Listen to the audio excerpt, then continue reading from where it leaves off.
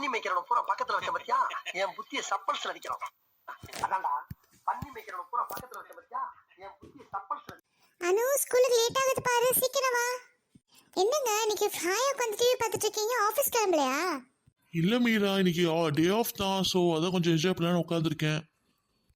ம் அப்படின்னா அனுவை வந்து நானே போய் விட்டுட்டு வரட்டுமா? ஆமாம் மீரா, கொஞ்சம் நீயே விட்டுட்டு வாயே, ரொம்ப டயர்டாக இருக்கேன். ஆமா, காலையிலேருந்து நான் அத்தையை பார்க்கவே இல்லையே, எங்கே போயிருக்காங்க? சும்மா பார்க் வரைக்கும் போய் நடந்துட்டு வரேன்னு சொன்னாங்கம்மா. காலையிலே போயிட்டாங்க, இன்னும் ஆளை காணோம். அம்மா நான் ஸ்கூலுக்கு கிளம்புறேன். ஆமா அனுவா, நானே உன்னை கொண்டு போய் விட்டுட்டு வரேன். என்ன அனுச்செல்லும், ஸ்கூலுக்கு கிளம்பிட்டியா? ஆமா, இன்னைக்கு ஸ்கூல்ல என்ன ஸ்பெஷல்? எதுவும் இல்லப்பா. அம்மா வாங்கம்மா ஸ்கூலுக்கு போலாம். பாத்தியா மீரா, வர வர என்ன ரொம்ப அவாய்ட் பண்றான், என்கிட்ட சரியாவே பேச மாட்டேங்கிறான். என்னங்க பண்றது, அவ கொஞ்சம் கொஞ்சமா மாறிட்டு இருக்கா. இதை நம்ம எப்படியாவது தடுத்தி ஆகணும், இல்லைன்னா நமக்கு ரொம்ப பிரச்சனையாயிரும். அடடே, என்ன பாரு, பார் பக்கம்லாம் வந்திருக்கா? உன்னை இந்த பக்கம்லாம் நான் பார்த்ததே இல்லையே. இல்ல ஆண்டி, எங்க அம்மா பார்க்குக்கு வந்து நடக்கிறேன்னு சொன்னாங்க, அவங்கள பார்க்க தான் வந்தேன். ஆமா, அந்த பின்னாடி நடந்துட்டு இருக்காங்க, இப்பதான் உங்கள்கிட்ட பேசிட்டு வரேன். ஆண்டி, நீங்க நல்லா இருக்கீங்களா? நல்லா இருக்கணும் தான்ப்பா நினைக்கிறேன். என்ன ஆண்டி, இங்க எல்லாரும் கொஞ்சம் ஒரு மாதிரியா இருக்கிற மாதிரி இருக்கு. நீங்களும் என்கிட்ட எதுவும் சொல்ல மாட்டேங்கிறீங்க. என்னத்தப்பா சொல்றது, வயசான காலத்துல பிள்ளைய மருமகளை விரட்டி விட்டு என் வீட்டுக்காரர் இந்த வீட்டை பிடிச்சிருந்தாரு. உன்கிட்ட அன்னைக்கு எல்லா விஷயத்த சொல்லிட்டாரு. அதே மீறி இந்த வீட்டில் இருக்கிறது ஒரு பெரிய தண்டனை மாதிரி ஆயிப்போச்சு. இங்கே இருக்கிறதுக்கு ரொம்ப கண்ட்ரோல் வேணும்ப்பா. ஏதோ நம்மளை ஆட்டை பிடிக்கிற மாதிரி இருக்கு. ஆட்டி படிக்கிற மாதிரி இருக்கா? என்ன ஆண்டி சொல்றீங்க? பின் என்னப்பா சொல்றது, கோவம் வரக்கூடாது, அழுக வரக்கூடாது, சத்தம் வரக்கூடாது, எதுவுமே வரக்கூடாது. நான் எப்படிப்பா, நம்ம மனுஷங்க தானே, நம்ம திடீர்னு கோவப்படுவோம், சண்டை போடுவோம், அழுகுவோம். இப்போ இந்த மாதிரி பார்க்கல அழுகுறது கூட பயமா இருக்கு. ஆண்டி ஆண்டி ப்ளீஸ், ஏன் இந்த மாதிரி நடக்குதுன்னு உங்களுக்கு ஏதாவது தெரியுமா? எனக்கு ஏன் எதுக்குன்னா தெரியலப்பா. ஆனா கோவமும் அழுகையும் சத்தமும் வந்தா கண்டிப்பா ஏதாவது தப்பா நடந்துருதுப்பா. என்ன நடக்கும் ஆண்டி? ஆரவ், நம்ம இங்க இருந்து பேசுறது நல்லதில்ல. வா நம்ம வீட்டுக்குள்ளவே பேசலாம். ஆண்டி, உங்க வீடு ரொம்ப நீட்டா இருக்கு ஆண்டி. ரொம்ப தேங்க்ஸ்ப்பா, உட்காரு, இந்த வந்துட்டேன். இந்தாப்பா கொஞ்சம் டீ சாப்பிடு. Thanks aunty. ஆண்டி, நீங்க இங்க வந்து கொஞ்சம் வருஷம் ஆயிருக்கு. நீங்க வந்த புதுசுல இந்த வீடு எப்படி இருந்துச்சு? ஆரவ் தம்பி, வந்த புதுசுல நாங்கள் ரொம்ப சந்தோஷமா இருந்தோம். எங்களுக்குள்ள எந்த பிரச்சனையும் இல்லையா, நாங்கள் ரொம்ப சந்தோஷமா கலகலன்னு இருந்தோம். ஆனா கொஞ்சம் கொஞ்சமா சந்தோஷம்லாம் காண போயிடுச்சுப்பா. என்ன ஆண்டி சொல்றீங்க? சரி, உனக்கு ஒரு உதாரணம் சொல்கிறேன். ஒரு நாள் எனக்கும் அவருக்கும் ஒரு பெரிய சண்டை நடந்துச்சு. அப்போது நான் அவரை ரொம்ப கத்தி பேசிட்டேன். அது எப்படின்னா, அவரை ரொம்ப கத்தி திட்டேன்னு வச்சுக்கோயேன். அப்போது திடீர்னு வீட்டில் ஒரு ஸ்மெல் வந்தது. என்ன ஸ்மெல் ஆண்டி? கேஸ் ஸ்மெல் தான்ப்பா. திடீர்னு இது சம்மந்தமே இல்லாமல் கேஸ் லீக் ஆயிடுச்சு. அப்புறம் என்னாச்சு ஆண்டி? அதுக்கப்புறம் என்னப்பா சொல்கிறது, நான் அவ்வளோலாம் நான் நிதானமாக அமைதியாகிற வரைக்கும் என்னால் அந்த கேஸை கண்ட்ரோல் பண்ணவே முடியலன்னா பார்த்துக்கோயேன். அப்புறமா நான் நிதானமானதுக்கப்புறம் தான் என்னால் அந்த நாபே திருப்ப முடிஞ்சது. ரொம்ப ஆபத்தான விஷயமா இருக்கே. இது என்ன கேட்டப்போ அன்னைக்கு நைட் என்னாச்சு தெரியுமா? இந்த மாதிரி நடந்ததை பற்றி நான் ஒப்பாரி வச்சு அழுதுட்டேன். என்ன ஆச்சு தெரியுமா? அவர் தண்ணி குடிக்கிறதுக்காக ரூமை விட்டு வெளியே போனார். ரூமை படார்னு சாத்தி இப்படியே ஜாம் ஆயிடுச்சு, கதவு திறக்கவே முடியல. ரொம்ப பதட்டப்பட்டுட்டேன் தெரியுமா? ஆண்டி, நீங்க சொல்றதெல்லாம் வச்சு பார்த்தா நிலைமை ரொம்ப மோசமா இருக்கும் போலயே. ஆரோ தம்பி, இப்போயும் நீ பதட்டப்படாமல் இரு, இல்லைனா உன்னாலே வெளியே போக முடியாமல் ஆகலாம். இந்த மாதிரி விஷயங்கள்லாம் நேரடியே நடக்கிறது இல்லை, ஆனால் அது தன்னால் நடந்துருது. எங்க சொல்றதெல்லாம் வச்சு பார்க்கும்போது அதோட கான்சிக்வன்ஸ் கொஞ்ச நேரம் கழிச்சு நடக்குது. அடைச்சா, இந்த லெஃப்ட் எப்போ பார்த்தாலும் ஒரு பிரச்சனை தான். ஆமா ரவி, பெரிய தொந்தரவா போச்சு. இப்படியே பண்ணிட்டு இருந்தாங்க, என்னத்தை தான் சொல்றது. வீட்டை காலி பண்ணவும் முடியல, லிஃப்ட்டும் உருப்படி இல்ல. சே,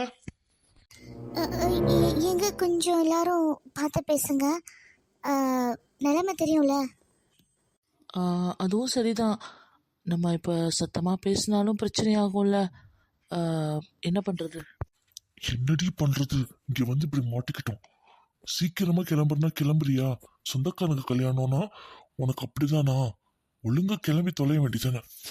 ஆமா, நீங்க டைமுக்கு கிளம்புன மாதிரி பேசுறீங்க. ஆம்பளைங்களுக்கு ஒரு வேலை தான், பொம்பளைங்களுக்கு 1000 வேலை. ஏன்டா இந்த லிஃப்ட்டை நேற்று தானடா சர்வீஸ் பண்ணானுங்க, மறுபடியும் ஏன்டா இப்படி ஆச்சு? எனக்கு என்னன்னே தெரியும், நானும் இப்போ தானே வந்திருக்கிறேன். என்னத்த சொல்கிறது, எனக்கும் பத்திக்கிட்டு வருது. கோவத்தை காட்ட முடியல, ஆத்திரத்தை காட்ட முடியல, ரொம்ப கஷ்டமாக இருக்குண்ணே.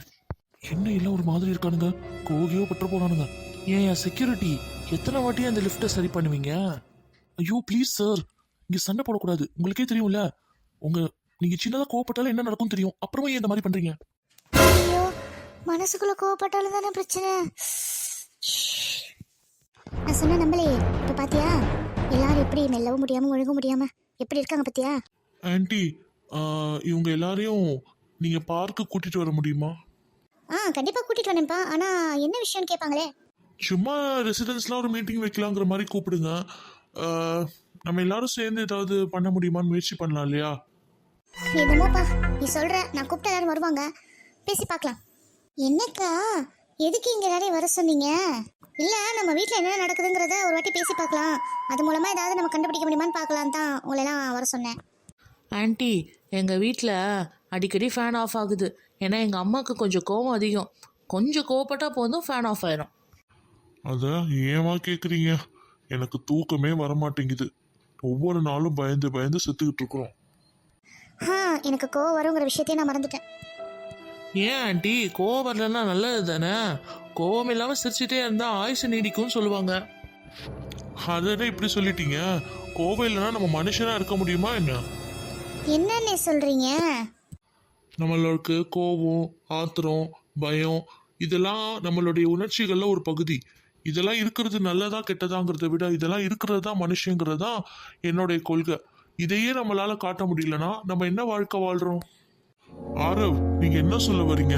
இதெல்லாம் நம்மள யாரும் கண்ட்ரோல் பண்றாங்கன்னு சொல்ல வரீங்களா? குமார் சார், இங்க நான் எந்த முடிவுக்கும் வரல. நீங்க எல்லாருமே உங்க வீட்டுல அனுபவிக்கிறத பத்தி யோசிச்சு என்கிட்ட வந்து சொல்லுங்க. இத பத்தி நம்ம என்னன்னு ஒரு முடிவுக்கு வரலாம். அனு, ஏமா இவ்வளவு அமைதியா விளையாண்டுட்டு இருக்க? அம்மா, நம்ம எவ்வளவு அமைதியா இருக்கோமோ அவ்வளோ நல்லது. ஏமா இப்படி எல்லாம் பேசுற? எதனால இப்படி பேசுற நீ? உனக்கு யாராவது சொல்றாங்களா? அம்மா, இது எனக்கு யாரும் சொல்ல வேணாம். இதெல்லாம் நான் உணர்றேன். நான் என்னென்ன உணர்றேனோ அதெல்லாம் உங்கள்கிட்ட சொல்றேன். அதுபடி நடந்தீங்கன்னா எல்லாருக்குமே நல்லது. இல்லனா பெரிய விபரீதம் நடக்குமா? கடவுளே, இவ ஏன் இப்படி பேசுறாளோ? மனசுல ரொம்ப கஷ்டமா இருக்கு. ஆரவ், சீக்கிரம் ஏதாவது பண்ணுங்க. ஆன்ட்டி, இன்னைக்கு நம்ம மீட்டிங்க்கு அப்புறம் எல்லாரும் என்ன பேசுறாங்க? ஆரவ், நாங்க எல்லாரும் அட்ஜஸ்ட் பண்ண கத்துக்கிட்டோம். ஆரவ், நீ வந்துதான் நாங்க எல்லாரும் இதை பத்தி பேசணும். இதுக்கு முன்னாடி கூட இவ்வளவு தூரம் நாங்க பேசிக்கிட்டது இல்ல. இந்த மீட்டிங்க்கு அப்புறம் தான் ஒவ்வொருத்தரும் ஒவ்வொரு விஷயம் கிட்ட வந்து சொல்றாங்க. நம்ம எல்லாம் அட்ஜஸ்ட் பண்ண கத்துக்கிட்டோம்னா நம்மள மீறியும் சில உணர்ச்சிகள் வருது. ஆனா அணுவை நினைச்சாதான் ரொம்ப பயமா இருக்கு ஆன்ட்டி. அவ அதுக்கு ஏதோ அடாப்ட் ஆன மாதிரி இருக்கா, சிஸ்டமேட்டிக்கா இருக்கா, ஏதோ அதை கண்ட்ரோல் பண்ற பேச்சை கேட்குற மாதிரி இருக்கா. ஆரவ், குழந்தைங்களுக்கு அட்ஜஸ்ட் பண்ண தெரியாது. அவங்களுக்கு என்ன ரூல்ஸ் கொடுக்குறோமோ அதை ஃபாலோ பண்ண தெரியும், அவ்வளோதான். அதை தான் உன் பொண்ணு பண்ணுறா. எல்லார் வீட்டு பிள்ளைங்களும் கொஞ்சம் இந்த மாதிரி தான் இருக்கிறதா நான் கேள்விப்பட்டேன். ஆன்ட்டி, அப்போ அணுக்கு ஏதாவது பிரச்சனை வர வாய்ப்பு இருக்கா? மனசு தளர விடாத ஆரவ், நாங்கள் எல்லாரும் கூட இருக்கோம். இப்போதான் நம்ம எல்லாரும் ஒருத்தர் மாற்றி ஒருத்தர் பேசிக்கிட்டு இருக்கோம்ல, கண்டிப்பாக அதுக்கு ஏதாவது ஒரு முடிவு இருக்கும். அது என்னங்கிறத நம்ம சீக்கிரம் கண்டுபிடிப்போம். சத்தம் போடக்கூடாது, அழுகக்கூடாது, கோவப்படக்கூடாது, ரூல்ஸை ஃபாலோ பண்ணணும். அனு, ரூல்ஸை ஃபாலோ பண்ணணும், அப்போதான் எல்லாருக்கும் நல்லது. அனு என்ன பண்ற? சத்தம் போடாதீங்க அப்பா. அனு, நீ போய் படுத்து தூங்குமா. எதுவா இருந்தாலும் காலையில பேசிக்கலாம். ஐ ஆல்வேஸ் லவ் யூ அப்பா. நான் போய் தூங்குறேன். இந்த சிம்பிள் அடிக்கடி இவ வரைகிறானா? இந்த சிம்பிளுக்கும் இங்க நடக்கிறதுக்கு ஏதோ ஒரு சம்பந்தம் இருக்கு. சீக்கிரமா அது என்னன்னு கண்டுபிடிக்கணும். வந்துட்டியா? அப்பப்பா இந்த மாதிரி வந்துட்டு எங்களை குழப்பிட்டு போயிடு. இங்க பாருங்க, ரூல்ஸை ஃபாலோ பண்ணா நீங்க இந்த வீட்டுல நிம்மதியா இருக்கலாம், எந்த பிரச்சனையும் இல்லாம. ஆமா ஆமா, இந்த வீட்டுல 1008 ரூல்ஸ் இருக்கு. இங்க மனுஷங்களை ஒரு சாதாரண பொம்மைகளா மாத்த முயற்சி பண்ணுது. இந்த வீட்டுல எந்த உணர்ச்சியும் இல்லையே, அப்ப இந்த வீடு எப்படி சேஃபா இருக்கும்னு நான் நினைக்கிறது? இந்த கேள்வி கேட்டோன்னே இந்த நிழல் மறையுதுன்னா அப்ப இந்த கேள்வியில ஏதோ ஒரு விஷயம் இருக்கு. இது என் வீட்டு பிரச்சனை மட்டும் இல்ல, இது நம்ம எல்லாரோட பிரச்சனையும் கூட.